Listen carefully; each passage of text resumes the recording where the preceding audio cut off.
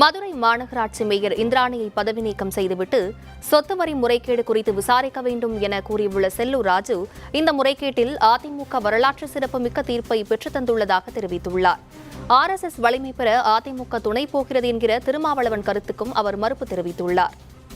இன்னைக்கு தமிழ்நாடு முழுவதும் இருக்கிற உள்ளாட்சியில் தேர்ந்தெடுக்கப்பட்டிருக்க பிரதிநிதிகள் தலைமையில் இயங்குகிற அத்தனையிலும் இன்னைக்கு வீட்டு வரி, இந்த கட்டட வரி உயர்வுக்கு பிறகு நடந்திருக்க முறைகேடுகளை கண்டறிய ஒரு குழு அமைக்கணும்னு நீதி அரசர் ஒரு வழிகாட்டுதலை கொடுத்திருக்காரு.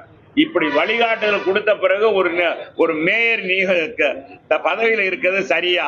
நீங்களே சொல்ல, வேடிக்கை வினோதம் இல்லையா? அவங்க வீட்டுக்காரர் தான் தவறு, இந்த அம்மாவும் கூப்பிட்டு விசாரிக்கணும். அதுதான் மறைமுக. இவர் பதவியில் இருக்கும்போது பதவியில் இருந்துகிட்டு அவரை விசாரிச்சா சரியா வராது. பதவி விலகின பிறகு செஞ்சா தான் சரியா வரும். பதவி விலகணும்ன்றதான் எங்களுடைய கோரிக்கை.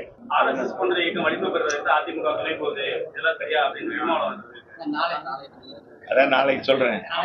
தம்பி சகோதரர் திருமாவளவன் தான் பாதை மாறி எங்கேயோ போயிட்டாரு. திசை தெரியாத காட்டுக்குள்ள போயிட்டாரு.